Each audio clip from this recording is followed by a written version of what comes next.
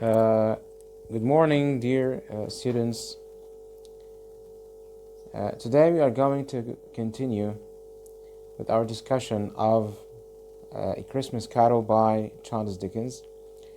Last time we started on page number 49.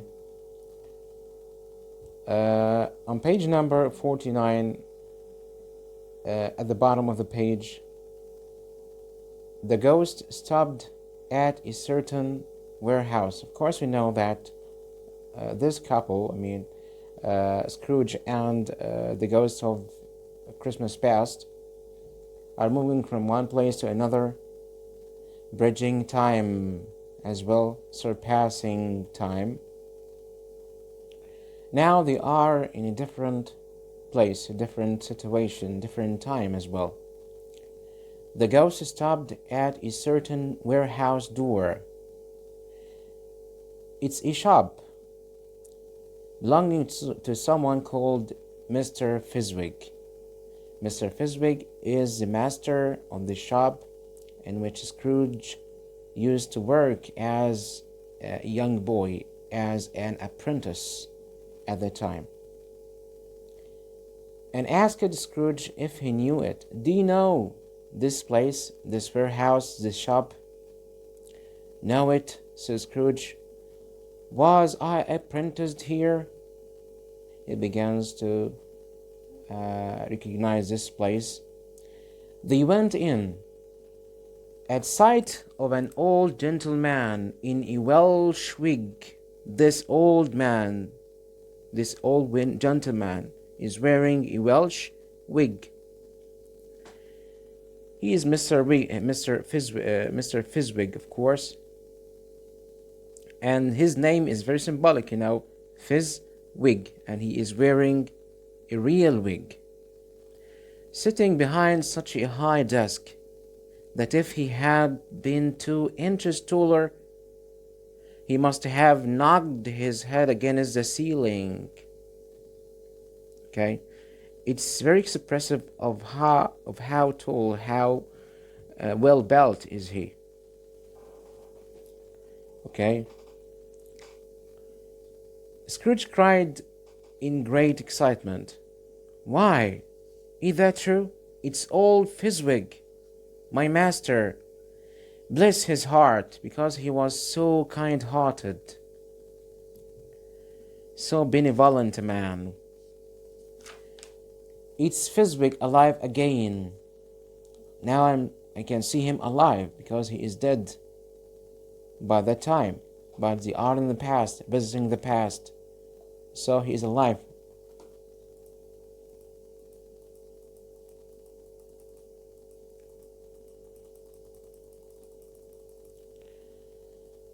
Old Fizwick laid down his pen and looked up at the clock, which pointed to the hour of 7. Now it is 7 o'clock at that time. He rubbed his hands, adjusted his capacious waistcoat,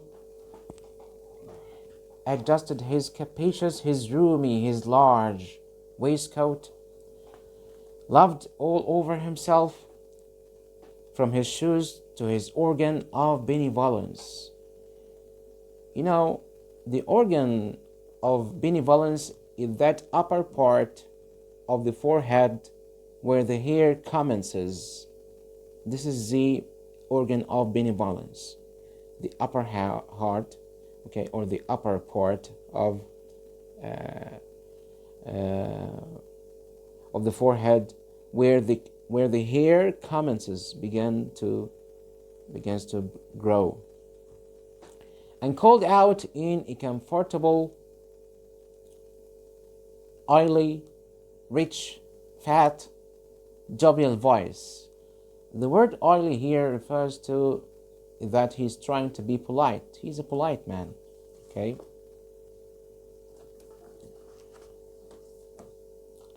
Rich, of course, he was rich, fat, jovial. Jovial means jovial voice, a cheerful voice, okay? A cheerful voice. He said, "You who the Ebenezer Deck." Of course, that man, Mr. Wigg had two apprentices at the time. One of them was Ebenezer Scrooge, the protagonist of this novel, and Dick. Dick is the other apprentice of Mr. Fezziwig. Dick Wilkins. He's a fellow apprentice with Scrooge in Fezziwig's job, or Fezziwig's shop. "Dick Wilkins, to be sure," said Scrooge to the ghost. "He's my fellow apprentice." "Dick Wilkins, to be sure," said Scrooge to the ghost. "Bless me, yes, there he is. He was very much attached to me. Very intimate friends at the time. Was Dick. Poor Dick, dear, dear." "You who, my boys," said Fezziwig. "No more work tonight. He is calling upon them to stop working at the warehouse and begin celebrating because it is Christmas. He is holding a Christmas party inside his shop. Christmas Eve. Dick, Christmas Ebenezer. Let's have the shutters up. You know, the shutters, the pairs of wooden covers on a window. The pairs of wooden covers on the window. Let's have the shutters up," cried old Fezziwig, with a sharp clap of his hands. Before a man can say Jack Robinson. You wouldn't believe how those two fellows went at it.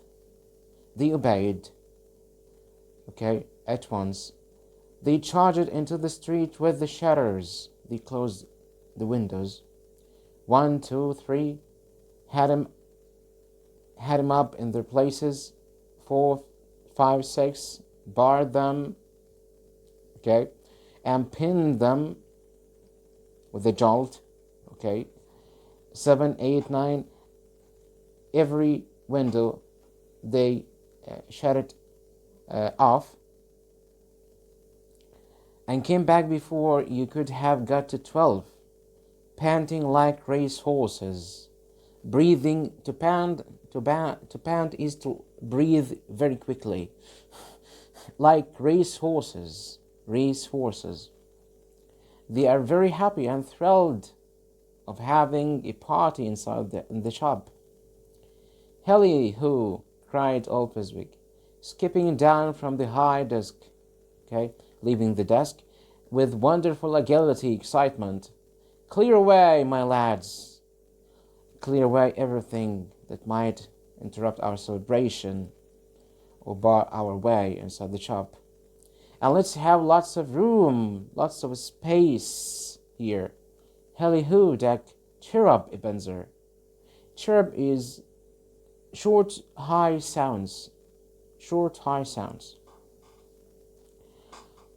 On the next page, the same scene, page number 51, the first paragraph on page number 51, we continue with the picture we have inside this shop in which these people are celebrating Mr. Fezziwig, the two apprentices, Ebenezer and Dick. In came a fiddler. A fiddler is a violin player. So Mr. Fezziwig invited a fiddler to come to play some music for the party. With a music book, his notes, musical notes. I went up to the lofty desk, to his very high desk, and made an orchestra of it, and tuned like 50 stomach aches. In came Mrs. Fezziwig. So we have Mr. Fezziwig, Mrs. Fezziwig, Dick, and Ebenezer. In came Mrs. Fezziwig, one vast substantial smile on her face. In came the three Miss Fezziwigs, her daughters, 3 daughters, beaming and lovable, shiny. In came the 6 young followers. They invited 6 other people whose hearts they broke. In came all the young men and women. In came the 6 young men and women employed in the business, employed in that shop, in that warehouse. In came the housemaid. The first one of the 6 is the housemaid with her cousin, the baker. Number 2, we have the housemaid and then the baker. In came the cook. Number 3, the cook, with her brother's particular friend, the milkman. So we have the housemaid, the baker, the cook, and the milkman, all of whom are in service of the same person, Mr. Fezzik. In came the boy. We have a boy from over the way who was suspected of not having board enough from his master. He's working for someone else, another master. Okay, trying to hide himself behind the girl from the next door. Number 6, the girl, another person. It's a young girl who lives next door, but one who was proved to have had her ears pulled by her mistress, working for a mistress. Okay, so I have a boy working for a master and a girl working for a mistress.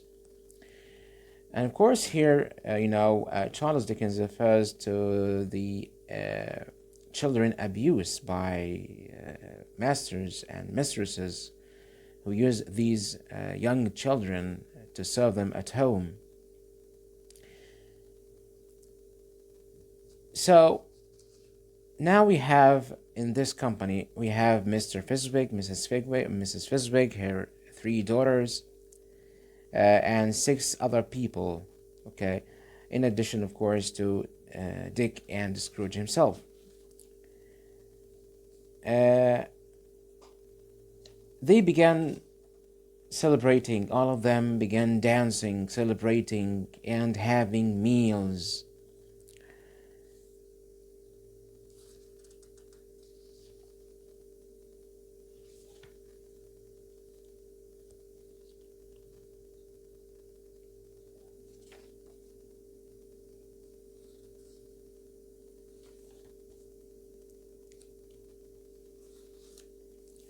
Then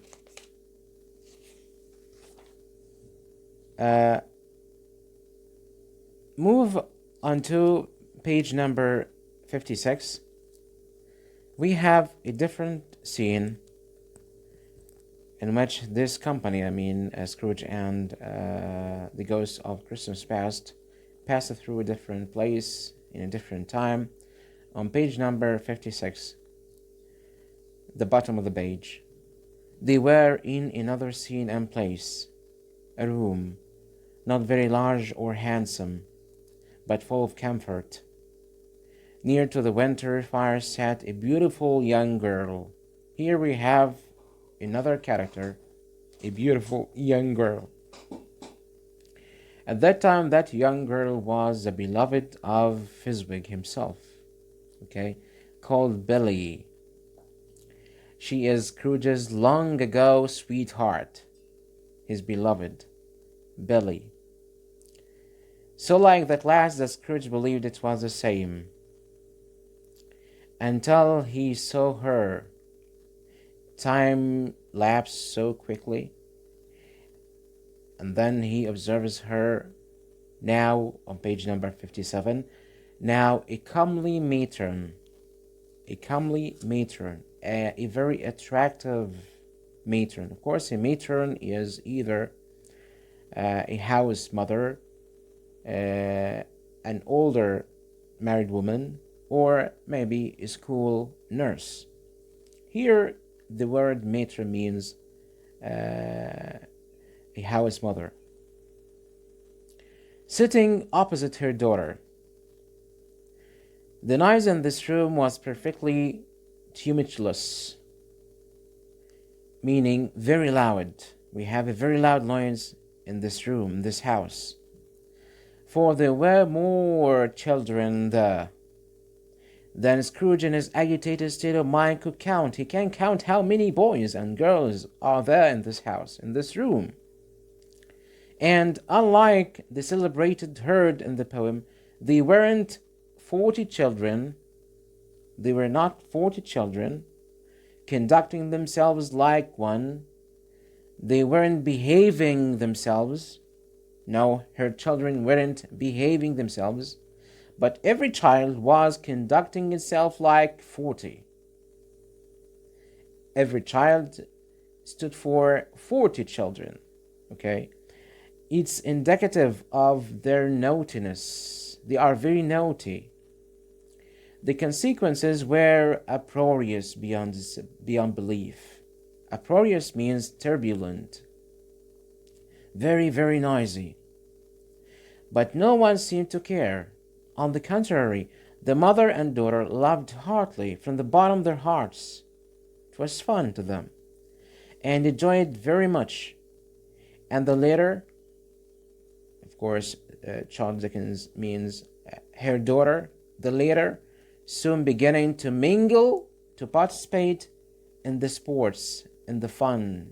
The girl began to participate in this fun, the fun made by those many children. When she indulged herself in that kind of fun, she got pillaged, stolen, okay, by the young brigands, by the young brigands or bandits, stealers. Most ruthlessly, hardly, cruelly, they attacked her. It's a kind of fun. On the same page, down there, the final paragraph on page number 57, but now in knocking, they hear a knock on the door. Someone is coming, and the door was heard, and such a rush immediately ensued that she, with laughing face and plundered dress, was borne towards it in the center of a flushed and boisterous group. The children, her younger brothers and sisters, rushed immediately to see who is knocking on the door. That they carried her in their rashness. They carried her, okay, towards the door to open it. Just in time to greet the father of this house is coming in, who came home attended by a man laden with the Christmas toys. He came in, and in his company was a man carrying many presents of Christmas toys and presents. Then the shouting and the struggling of the children, of course, they're shouting, very excited, very happy of these presents and gifts. And the onslaught attack that was made on the defenseless porter, on the man who comes home carrying all of these presents. He was defenseless against the attacks of these young children. Okay, thus killing him with the chairs for ladders. They use the chairs as ladders to climb up, to reach up, okay, to dive into his pockets, search into his pockets. Despoil him of brown paper parcels. Take out those brown paper parcels wrapped in brown paper. Hold on tight by his cravat. Okay, like that. They hold tight. Hug him round his neck. Hugging him.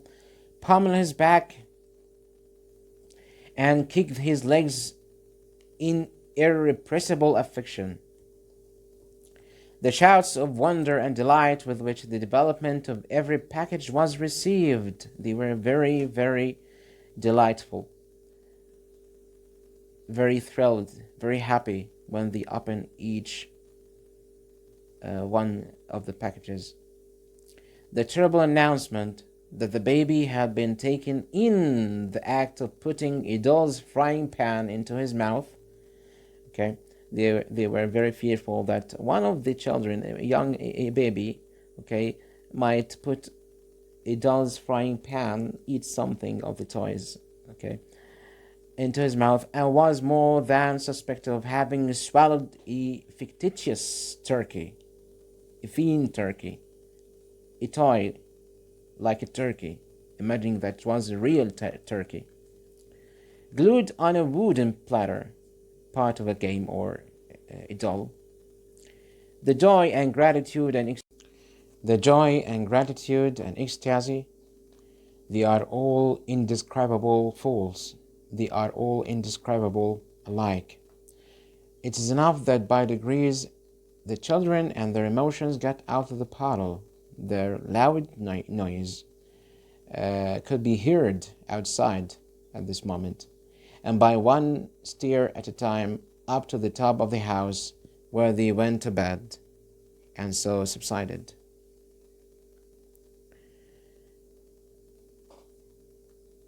A paragraph later,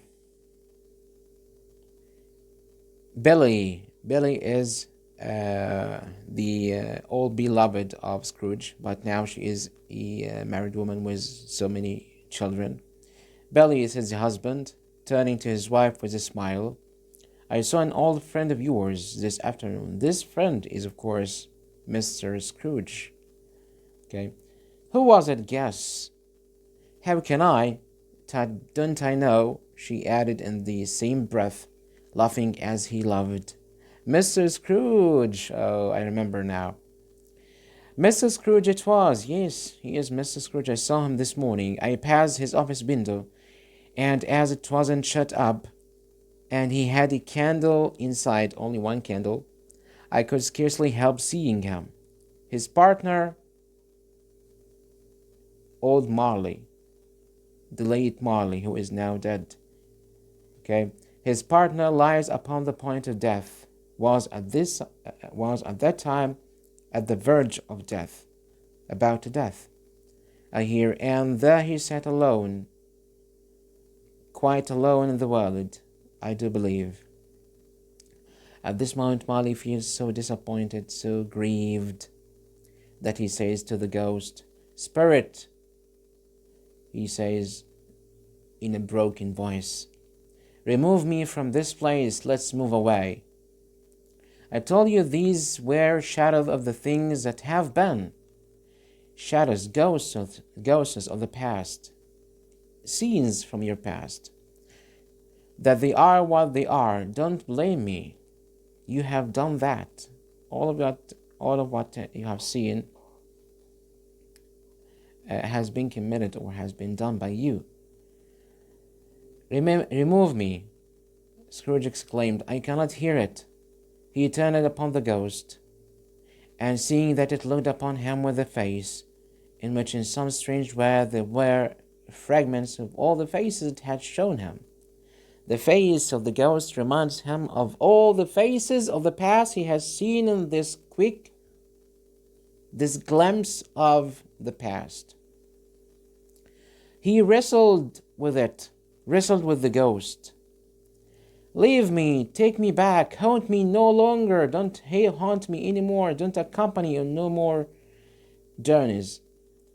In the struggle, if that can be called a struggle, in which the ghost, with no visible resistance on its own part, was undisturbed by any effort of its adversary, by his opponent, the ghost is unseen, and so Scrooge's ghost becomes harmless on the part of the ghost.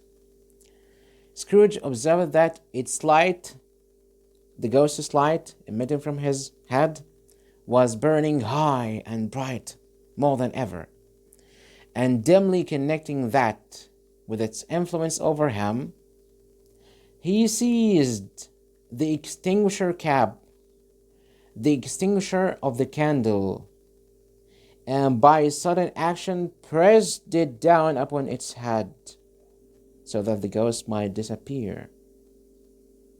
The spirit dropped beneath it.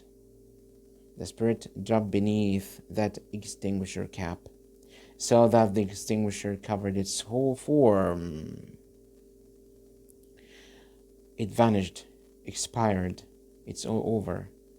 But though Scrooge pressed it down with all his force, he couldn't have the light.